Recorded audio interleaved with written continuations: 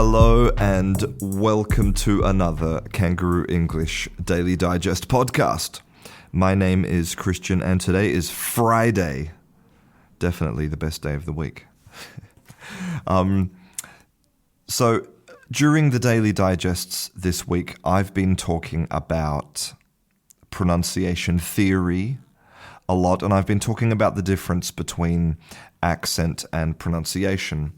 But today I want to move from theory into practice because theory is great, but practical is why we are here. and that's what I love about making these daily digests is I can sort of tell a longer story over the course of a week, and then we can get practical. So today I'm going to talk about some simple sound changes that you can make if you are an Arabic speaker or a German speaker or a Spanish speaker. And even if you are not an Arabic, German or Spanish speaker, then probably some of the things that I'm going to be talking about, they will still help you to improve your pronunciation. So the first thing is I want to start by talking about Arabic native speakers. And for a lot of Arabic native speakers, there's a bit of a problem differentiating between the vowels that you find in the word tin, the metal tin, or a tin of tomatoes, and the vowel that you find in the number 10. So we have the tin and 10. Because what normally happens is that you cannot differentiate between the two vowels, and the vowel in the number 10 can move more towards an A, and it can sound more like tan, like when you go to the beach and your skin changes color. Tin, ten, tan. Now, again, this is not about vowel quality. This is not about producing a vowel that sounds the same as a vowel that would be produced in London or Newcastle or California. This is about you producing three different vowels, tin, ten, tan. And the quality of them will be as they come out of your mouth. And that's the difference between accent and pronunciation.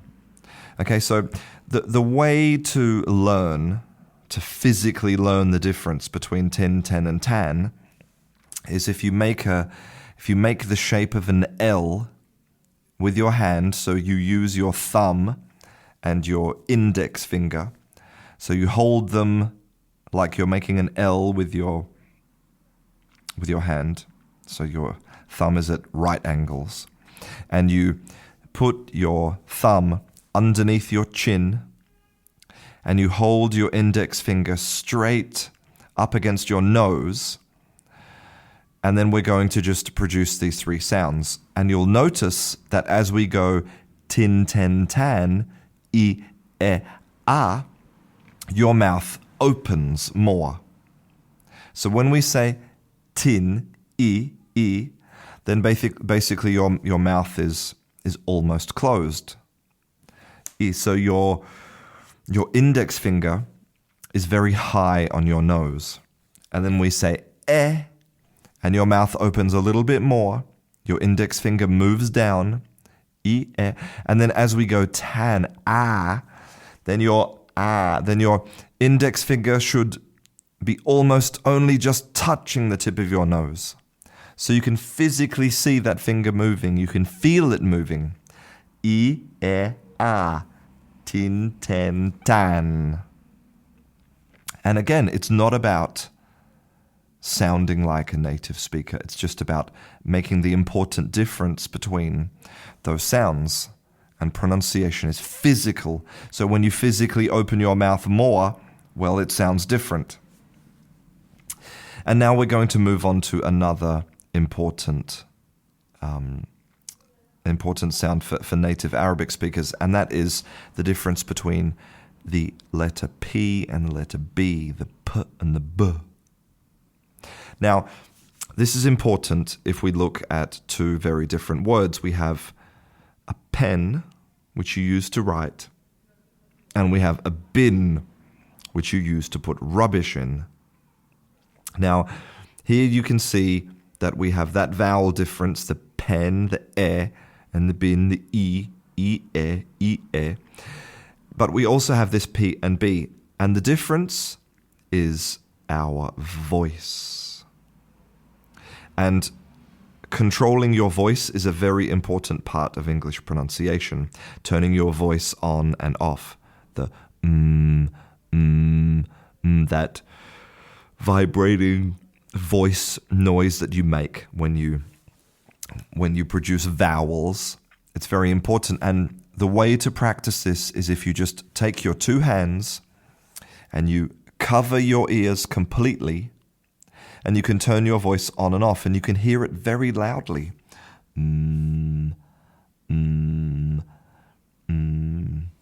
So when your ears are covered and you produce that voice, it's very loud inside your own head.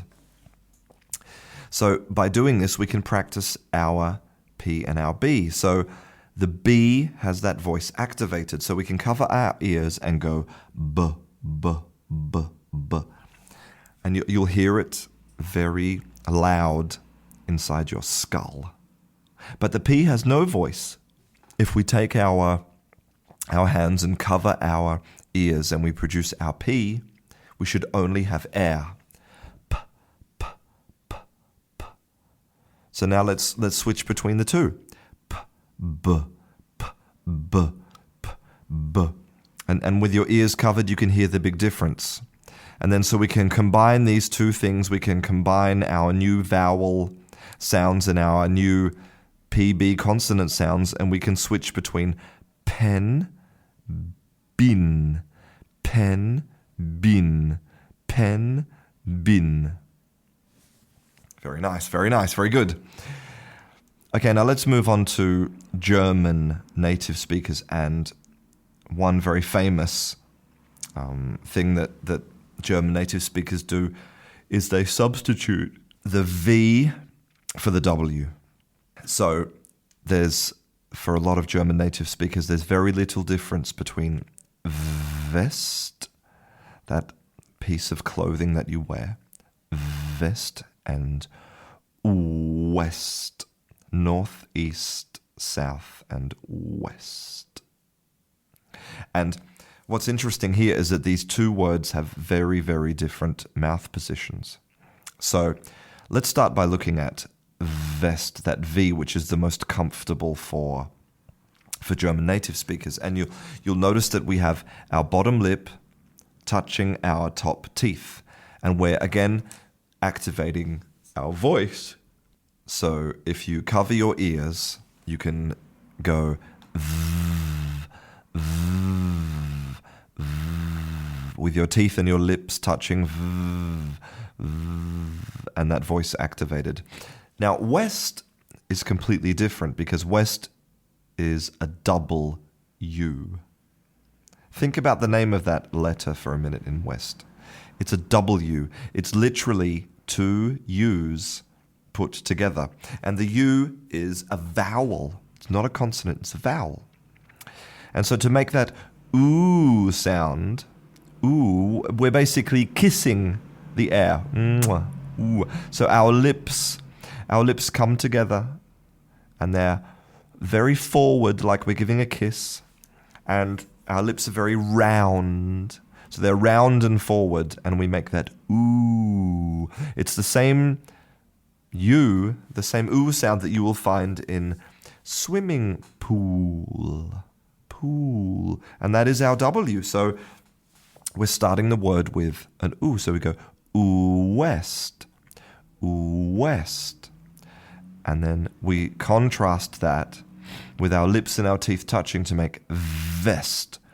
West, vest. West, vest. W-v, w-v. And this brings us to another consonant that Germans have problems with, which is the difference between the th in English, and the s.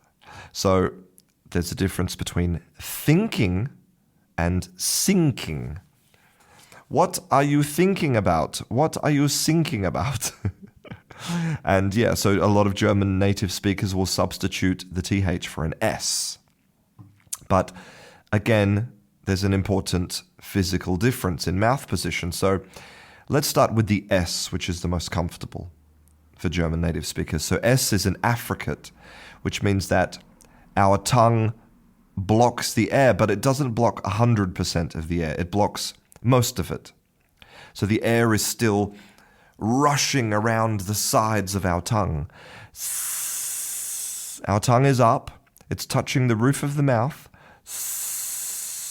It's touching that little ridge, that little bump behind the back of your teeth. And the air is rushing out.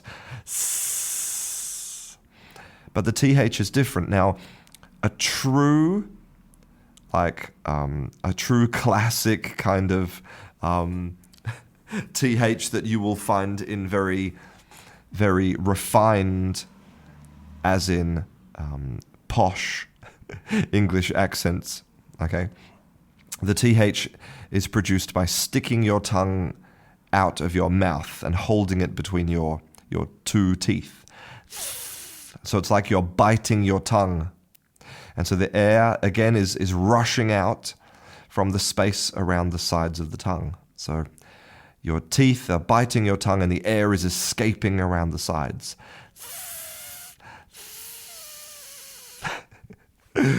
And for a lot of people who are learning English, this is the most horrible sound in English. A lot of people hate the sensation of sticking out their tongue. And so even a lot of native speakers will substitute this true th for a different sound. Some substitute for an f. An f sound, they'll say, for example, what are you thinking about? Because if you think about it, the sort of the th, the air escaping from a th, a th, and the air escaping from a f, they sound kind of similar. And other native speakers will substitute a th for a d or a t, because again, they're kind of similar mouth positions. And so if that's more comfortable for you, then you can do that. But probably the most widely understood substitution that's not so difficult is to just take your tongue and just touch it at the back of the top row of your teeth. So you're just touching your tongue on the teeth and letting the air escape. So you don't need to stick your tongue out, you just touch your teeth. And that produces the necessary kind of sound. So we have sing thing. So you can visualize, you can feel your tongue moving from touching the top of your mouth to touching your teeth. So it goes top of the mouth, teeth, top of the mouth, teeth, mouth, teeth, mouth, teeth. So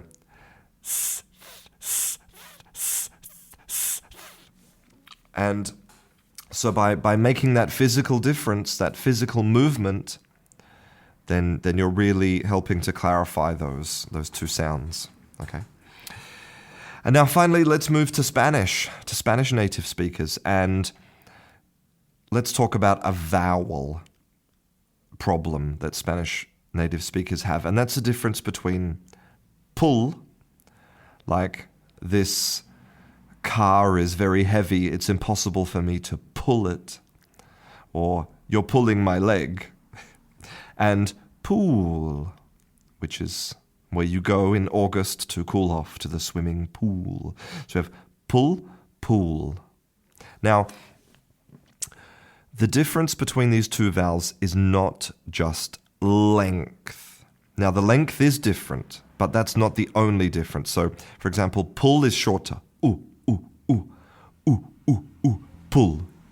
And the ool is also longer. Ooh, ooh, ooh.